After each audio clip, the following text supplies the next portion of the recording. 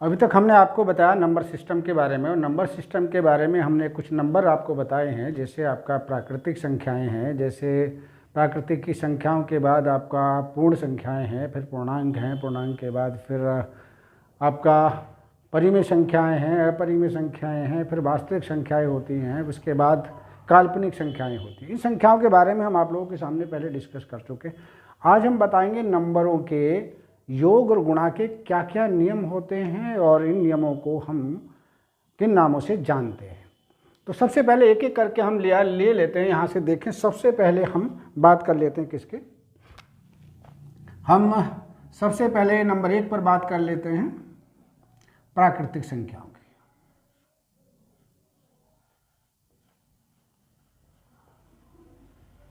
प्राकृतिक संख्याएं, और प्राकृतिक संख्याएं आप लोग जानते हैं कि ये जो होती हैं इसको हम नेचुरल नंबर भी कहते हैं अंग्रेजी में, नेचुरल नंबर्स।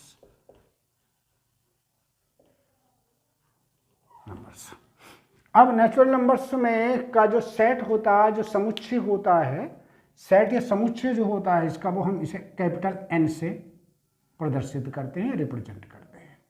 और ऐसे करके जो मझली ब्रैकेट, इसे करली ब्रैकेट कहते हैं, इसमें हम इसको लिख देते हैं। कौन कौन सी होती है प्राकृतिक संख्याएं? 1 होता है, 2 होता है, 3, 4, 5 और ये अनंत तक चला जाता है। यह प्राकृतिक संख्याओं का है। अब हमें बताना है कि प्राकृतिक संख्याओं के योग के नियम क्या हैं। हम यहां पर लेंगे इसका योग के नियम।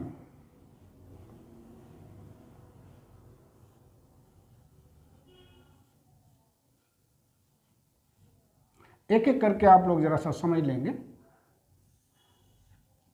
तो इसमें ए पार्ट में हम देखिए लिख देते हैं आपको, फर्स्ट पार्ट या ए पार्ट भी इसको आप कह सकते हैं। सबसे पहले लिख रहे हैं योग का संबरक।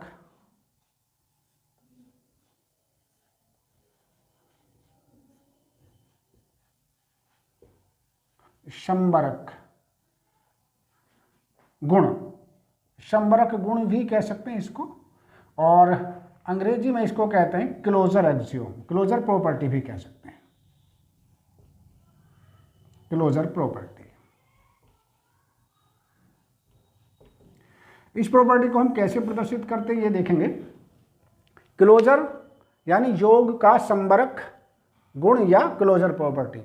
इस प्रॉपर्टी में हम क्या दर्शाते हैं कि दो प्राकृतिक संख्याओं का योगफल भी एक प्राकृतिक संख्या होती है। इतना सेंटेंस आपको याद रखना, जो मैं लिख दे रहा हूं यहां पे। दो प्राकृतिक संख्याओं का, दो प्राकृतिक संख्याओं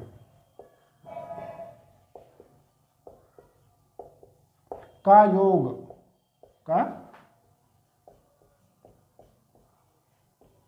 योगफल एक प्राकृतिक संख्या होता है, एक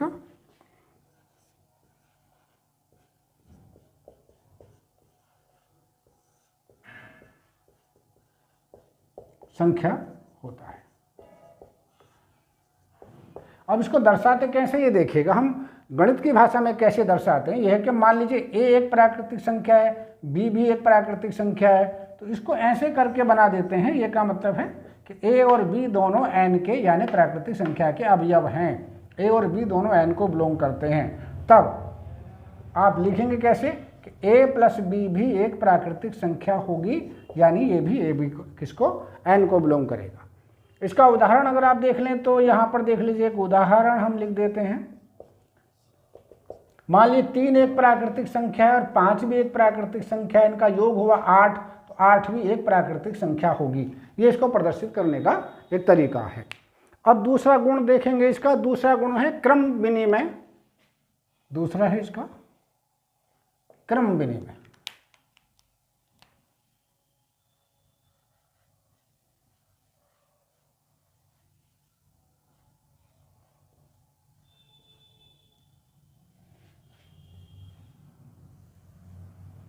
गुण भी कह सकते हैं इसका, प्रॉपर्टी भी कह सकते हैं, यानी कॉम्यूटेटिव प्रॉपर्टी।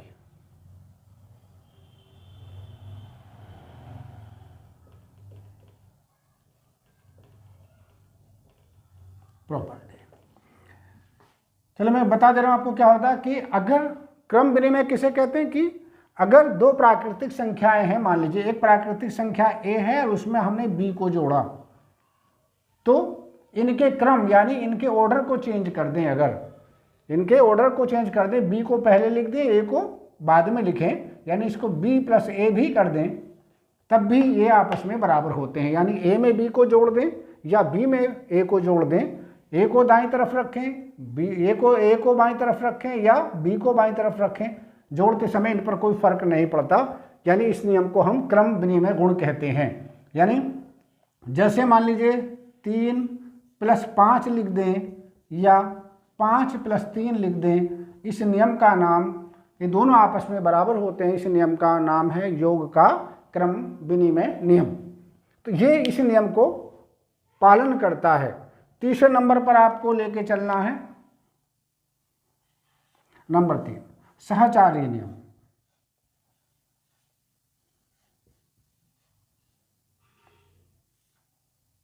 सहचार्य नियम या गुण भी कह सकते हैं, इसको हम एसोसिएटिव के नाम से जानेंगे।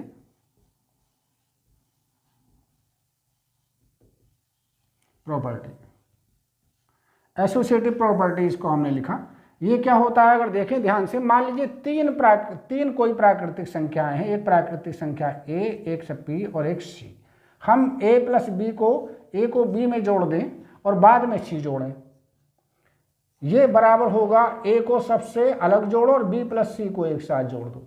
यानी पहले a को b में जोड़ो, बाद में c जोड़ो, या b + c को जोड़ो और उसमें a जोड़ दो, दोनों आपस में बराबर होते हैं। इस नियम को हम क्या कहते हैं, सहचार्य नियम के नाम से जानते हैं। जैसे मान लीजिए 3 + 5 हमने लिखा और प्लस का 8 हमने यहाँ पर कह दिया, या फिर 3 + 5 + 8, इन दोनों का मान बराबर होता है, तो इस नियम को हम सहचार्य नियम के नाम से जानते हैं। तो ये योग में केवल प्राकृतिक संख्याओं में जो प्राकृतिक संख्याएं 3 नियमों का ही पालन करती हैं। कौन कौन सी? नंबर 1 का आपका संबरक नियम का पालन करती है, क्रम विनिमय नियम का पालन करती है और एक सहचार्य नियम का पालन करती है। तो ये क्रम विनिमय ये आपका किसके लिए है? ये सब नियम हैं आपके प्राकृतिक संख्याओं के। चलिए अब हम बात कर लेते हैं पूर्णांकों के बारे में। किसके बारे में बात करते हैं? हम बात करते हैं पूर्णांकों के बारे में।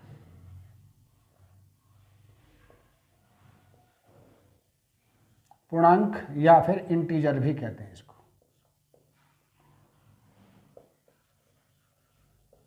इंटीजर्स, और इंटीजर्स के सेट को आप जेड से भी प्रदर्शित कर सकते हैं या फिर आई से भी प्रदर्शित कर सकते हैं। और हमने बताया था इसका जो मान होता है डॉट डॉट करते हैं, माइनस का जैसे 4 लिखा, फिर माइनस का 3 लिखा, फिर माइनस का 2, माइनस का 1, 0, 1, 2, 3, 4 और डॉट डॉट, इस प्रकार से होता है। बीच में हमने आपका पूर्ण संख्याओं को छोड़ दिया, लेकिन वो इसी से हमारी वो प्रॉपर्टीज में इंक्लूड हो जाएगी। पहला इसमें रूल देखेंगे, नियम देखेंगे आप। नंबर 1 वही संबरक,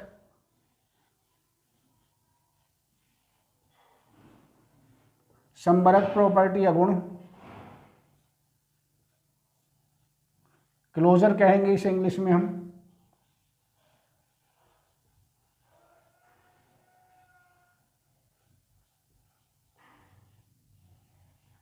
क्लोजर प्रॉपर्टी क्या है? तो याद रखेंगे, दो पूर्णांकों का योगफल सदैव एक पूर्णांक होता है। कोई से भी दो पूर्णांक ले लीजिए, 3 + 5 8 हो गया, -3 + 8 3 हो गया। तो इस प्रकार से जो दो पूर्णांक, कोई से भी दो पूर्णांक अगर ले लेंगे तो उनका योग अगर करें तो फिर से एक पूर्णांक हमें प्राप्त होता है। इस नियम का नाम संबरक, क्या नाम है इसका? संबरक नियम या क्लोजर प्रॉपर्टी इसका नाम है। अगर a एक पूर्णांक है, b दूसरा पूर्णांक है, तो इन दोनों का जो योगफल है वो भी एक पूर्णांक होगा, वो भी एक पूर्णांक होगा। उसे लिखेंगे a + b। अगर a + b ए बी का अवयव होगा, इसको कहेंगे सभी मानों के लिए, फॉर ऑल वैल्यूज। ए को उल्टा कर दीजिए तो ये गणित का एक चिन्ह है, सिंबल है ए, इसको हम फॉर ऑल पढ़ेंगे, a, b। ये दोनों सॉरी इसको किसको बिलोंग करते हो, जेड को बिलोंग करें, और ये भी जेड को बिलोंग कर रहे हों, यानी ए बी अगर जेड के अवयव हैं तो उनका योगफल भी जेड का अवयव होगा।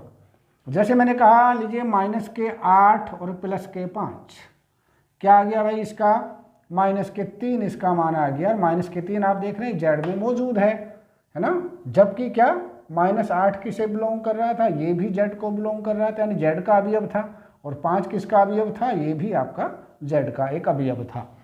तो बस सिर्फ इतनी बात याद रखनी है कि दो पूर्णांकों का योगफल भी एक पूर्णांक होता है। इस नियम को हम समवर्क गुण या क्लोजर प्रॉपर्टी कहते हैं, किसकी, पूर्णांकों का क्लोजर गुण के नाम से जाना जाता है, समवर्क गुण के नाम से या क्लोजर प्रॉपर्टी के नाम से जाना जाता है। दूसरा नियम इसका देख लेंगे जो अभी अभी हमने बताया था, वही क्या, योग का, कौन सा, योग का क्रम विनिमय नियम, योग का क्रम विनिमय नियम।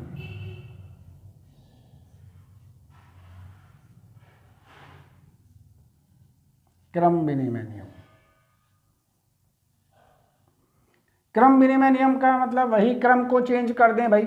अगर दो पूर्णांक आपस में ले लें तो पहले पूर्णांक में दूसरा पूर्णांक जोड़ दो, या फिर दूसरे पूर्णांक में पहला पूर्णांक जोड़ दो, इन दोनों में कोई फर्क नहीं होता अगर ये दोनों के दोनों पूर्णांक किसके अवयव हैं, दोनों ही पूर्णांक जेड के अवयव अगर हैं।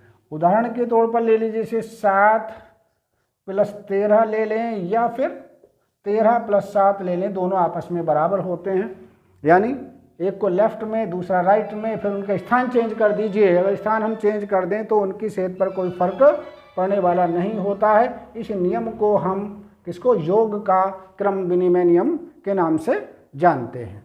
अब इसका एक नियम और है, उसको अभी देखिए, हम बताने जा रहे हैं, देखेंगे उसका भी। अब लिखेंगे हम आगे नंबर 3 पर योग का साहचर्य नियम।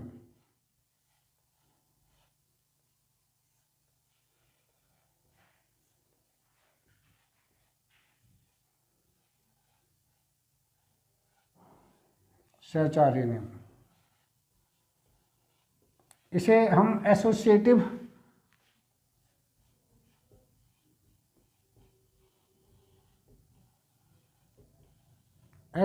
लॉ के नाम से भी जान सकते हैं, या एसोसिएटिव प्रॉपर्टी भी कह सकते हैं, ठीक है। इसमें क्या होता है, हम कोई से भी 3 पूर्णांक अगर ले लें, मान लीजिए एक पूर्णांक ए है, दूसरा पूर्णांक बी है और तीसरा पूर्णांक सी है, पहले 2 पूर्णांकों को जोड़ दें और फिर तीसरे को जोड़ें, या फिर पहले पूर्णांक को बाद में जोड़ें, पहले लास्ट वालों को बाद पहले जोड़ दें, तो इन पे कोई फर्क नहीं पड़ता, इनका योग हमेशा बराबर ही होता है। मान लीजिए 3 एक पूर्णांक है, 7 एक पूर्णांक है, और एक पूर्णांक मान लीजिए फिर से ले लीजिए 8 है, या फिर ऐसे लिख दीजिए इसको कि 3 को बाद में जोड़िए, 7 और 8 को पहले जोड़ दीजिए, इन पर कोई फर्क नहीं पड़ता। इस नियम का नाम क्या है, योग का साहचर्य नियम है, यानी पूर्णांकों में ये नियम भी फॉलो होता है। चौथा देखेंगे आप, योग का तत्समक नियम।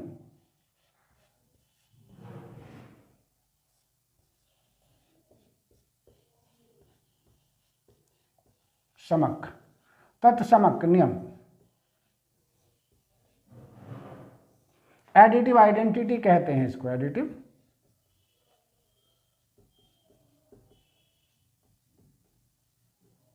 आइडेंटिटी।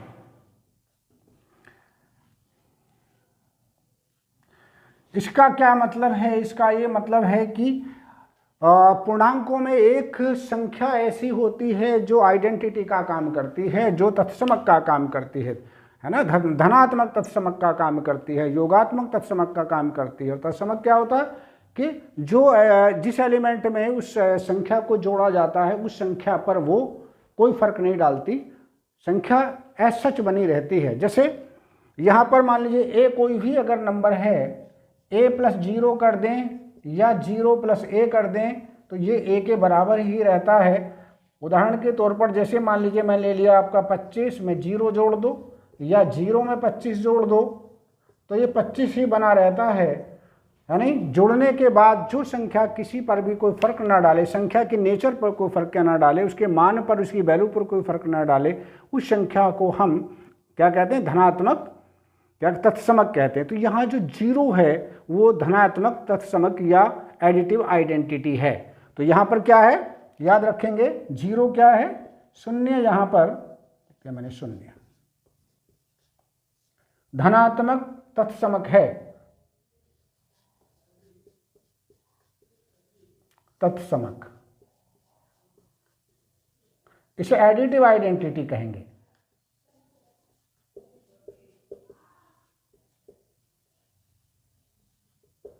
आइडेंटिटी है यहां पर, ये धनात्मक तत्समक या एडिटिव आइडेंटिटी है। अब आगे देखेंगे। अब 5वें नंबर पर आप देखेंगे, यहां पर हम लेके चलते हैं धनात्मक प्रतिलोम।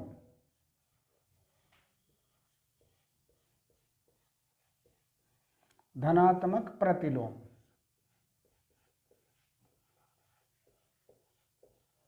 इसे क्या कहते हैं भाई, एडिटिव इनवर्स कहेंगे अंग्रेजी में।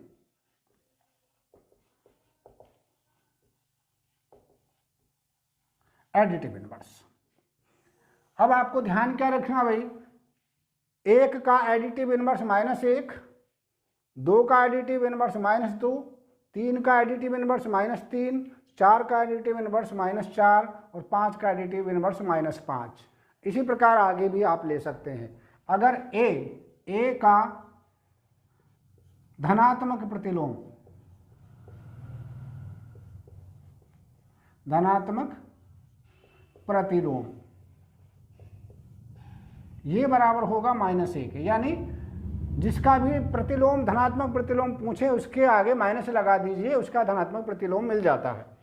जैसे 3 का धनात्मक प्रतिलोम निकालना है तो ये -3 हो जाएगा, और -5 का धनात्मक प्रतिलोम निकालना तो ये 5 हो जाएगा। यानी अगर माइनस है तो उसी के उसको प्लस बना दीजिए, और प्लस है तो माइनस बना दीजिए, आपको धनात्मक प्रतिलोम प्राप्त हो जाएगा। धनात्मक प्रतिलोम की क्या विशेषता होती है, ये होती है कि ए में अगर उसका धनात्मक प्रतिलोम जोड़ दें या उसके धनात्मक प्रतिलोम में उस एलिमेंट को जोड़ दें तो उसका मान 0 हो जाना चाहिए, यानी तत्समक या आइडेंटिटी हो जाना चाहिए। ये धनात्मक प्रतिलोम की पहचान है। तो 5 का धनात्मक प्रतिलोम -5, -5 का धनात्मक प्रतिलोम 5, 6 का धनात्मक प्रतिलोम -6 और -7 का धनात्मक प्रतिलोम +7। इस प्रकार से आपको ये याद रखने हैं, ये धनात्मक प्रतिलोम आपके कहलाते हैं। तो ये 5 नियम फॉलो होते हैं किस किस के लिए, जरा ध्यान रखेंगे। ये 5 नियम फॉलो होते हैं केवल पूर्णांकों के सेट के लिए, है ना। प्राकृतिक संख्याओं के सेट में केवल कितने, 3 नियम फॉलो होते हैं। कौन कौन से, संबरक नियम और आपका क्रम विनिमय नियम और सहचारी नियम। इसमें 5 नियम हो जाते हैं, 2 नियम और बढ़ जाते हैं। कौन कौन से, एक तो धनात्मक प्रतिलोम का और एक धनात्मक तत्समक का। तो ये 2 नियम इसके अंदर बढ़ जाते हैं। अगर हम बात करें किसकी, यही नियम आपके किसके लिए लागू होते, यही नियम लागू होते हैं गुणात्मक प्रतिलोम के लिए। उसकी गुणात्मक की बात अभी करेंगे, जरा वो देखेंगे उसको हम कैसे अप्लाई करते हैं। तो चलिए अब हम बात करते हैं परिमेय संख्याओं के बारे में। परिमेय संख्या,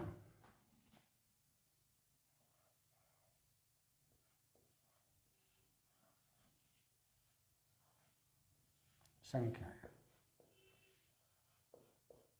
या फिर इनको रेशनल नंबर भी कह सकते हैं।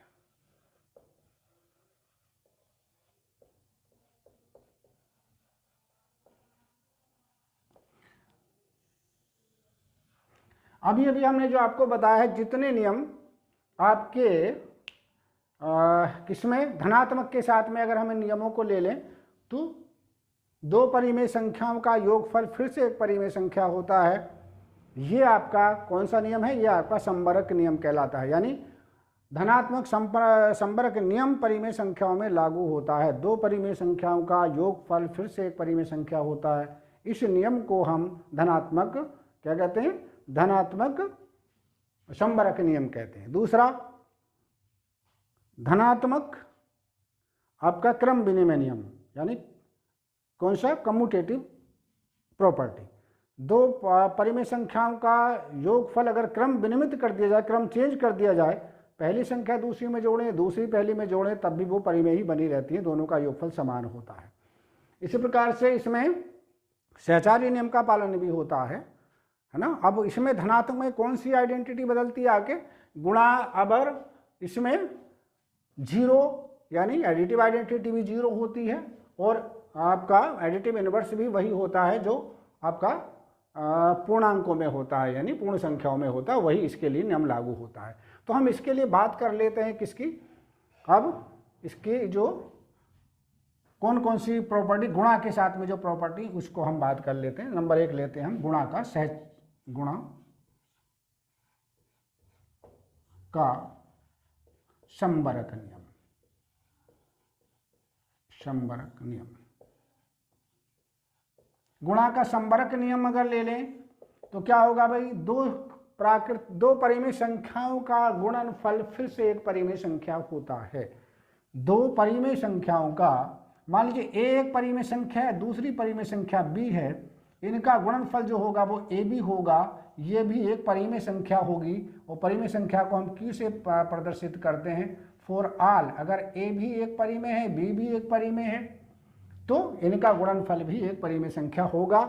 इसको हम क्या कहते हैं, गुणा का संबरक नियम कहते हैं। जैसे 3/5 हमने ले लिया, ये एक परिमेय संख्या है, और एक संख्या ले ली हमने 1/7, दोनों को गुणा करें तो 3/35 आ गया, ये भी एक परिमेय संख्या है। यानी दो परिमेय संख्याओं का गुणनफल फिर से एक परिमेय संख्या होता है, वो इस नियम को हम गुणा का संबरक नियम के नाम से जानते हैं। दूसरा देखेंगे गुणा का क्रम विनिमय नियम।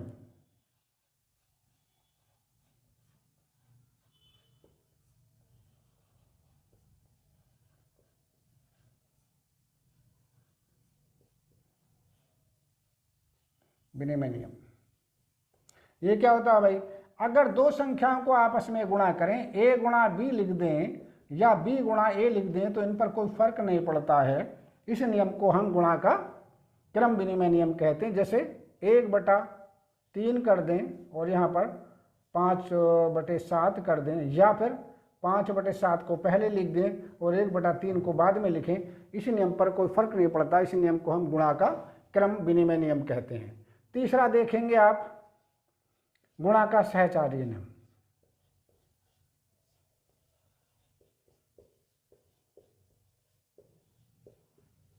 सहचार्य नियम,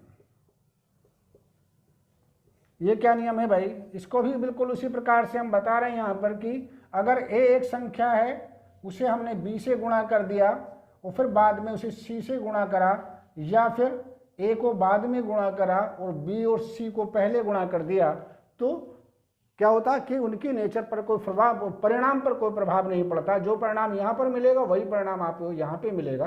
पहले a और b को गुणा करो, बाद में c को कर दो, या पहले b और c को करो, बाद में a से गुणा करो, उसके गुणनफल को, दोनों बराबर ही होते हैं। जैसे 1/3 और 5/8 हमने इसे गुणा करा, गुणा 1/7 ले लें, या फिर 1/3 गुणे 5/8 गुणे 1/7 कर दें, इनके नेचर पर कोई प्रभाव नहीं पड़ता है। ये नियम आपको याद रखेंगे। तो ये तीनों नियम गुणा के इसमें लागू होते हैं। यही नियम आपके किसमें, एडिटिव में भी लागू होते हैं, यही यानी धनात्मक में भी लागू होते हैं, गुणा में भी लागू होते हैं। अब हम चौथे नियम की तरफ आ रहे हैं, उसको देखेंगे जरा। अब देखें गुणा का तत्समक नियम, नंबर 4 पर ले रहे हैं गुणा का तत्समक नियम।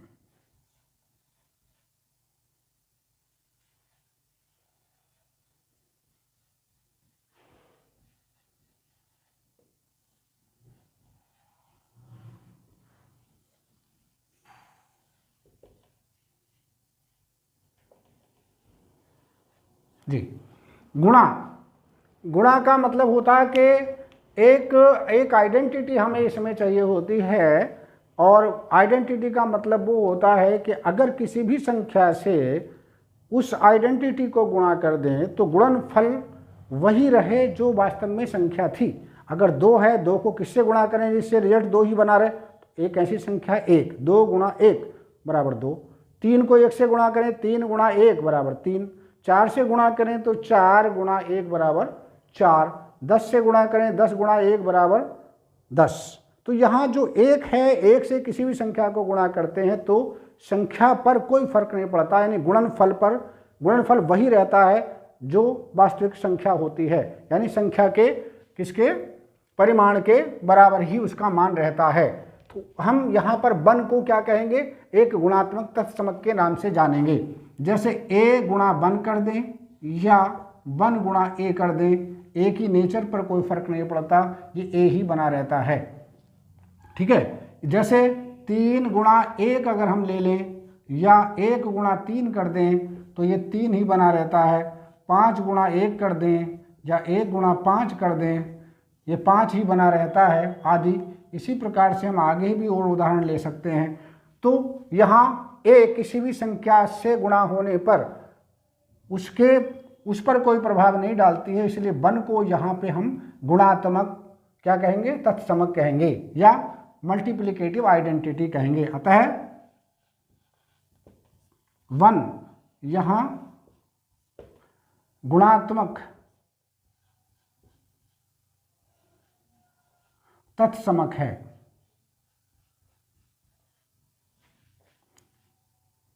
तत्समक, इसे अंग्रेजी में हम कहें मल्टीप्लिकेटिव आइडेंटिटी।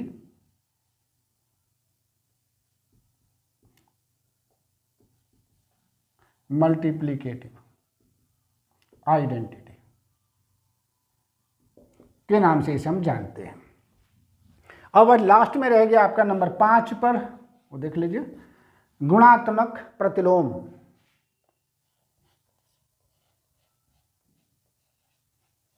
प्रतिलोम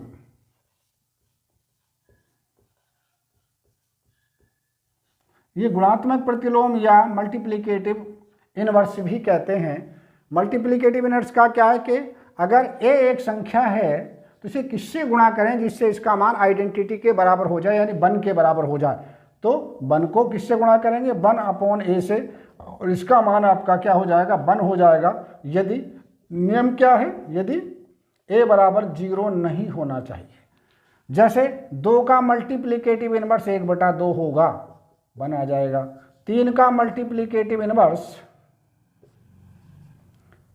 1/3 होगा, ये 1 आ जाएगा। 4 का मल्टीप्लिकेटिव इनवर्स 1/4 होगा। 10 का मल्टीप्लिकेटिव इनवर्स क्या होगा, 1/4 का मल्टीप्लिकेटिव इनवर्स 1/4, 10 का मल्टीप्लिकेटिव इनवर्स 1/10, 100 का मल्टीप्लिकेटिव इनवर्स 1/100 और 1/100 का मल्टीप्लिकेटिव इनवर्स 100। तो ये नियम हमने आपको बताया किसके, गुणा के साथ में और किसके साथ में, है ना, गुणा के साथ और योग के साथ में। अब बस 2-3 बातें और बता रहे हैं, फिर अपना लेक्चर पूर्ण करेंगे। आपको देखिए 2-3 बातों पर आपको विशेष ध्यान देना है। तो देखिए कुछ बातें आपको याद रखनी है, एक सेंटेंस को आराम से समझ लेंगे। पहला नियम आपको याद रखना है कि प्राकृतिक संख्याओं में धनात्मक प्रतिलोम नहीं होता। नंबर 2, प्राकृतिक संख्याओं में धनात्मक तत्समक नहीं होता, यानी एडिटिव आइडेंटिटी नहीं होती है। पहला नियम क्या याद रखना है, नंबर 1, इन बातों को याद रखिए, फिर आपकी समरी हो जाएगी। प्राकृतिक संख्या,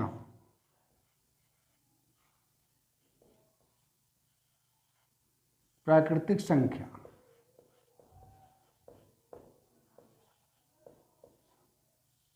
संख्याओं में नंबर 1 धनात्मक प्रतिलोम नहीं होता।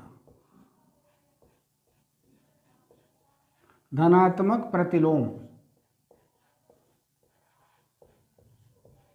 प्रतिलोम तथा धनात्मक तत्समक नहीं होता।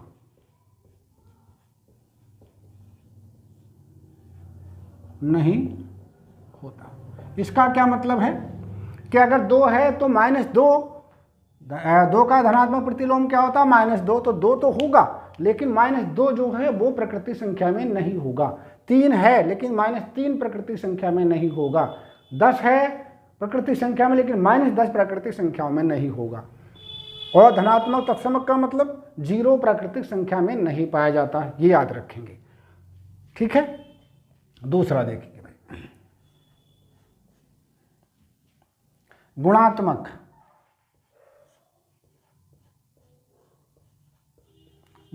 प्रतिलोम,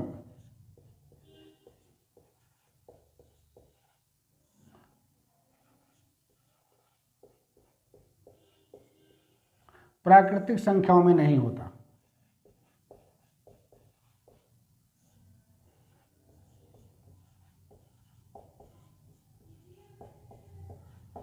गुणात्मक प्रतिलोम का मतलब 2 है तो 1/2 नहीं होगा, 3 है तो 1/3 नहीं होगा, 4 है 1/4 नहीं होगा, लेकिन गुणात्मक आइडेंटिटी यानी 1 इसमें होता है।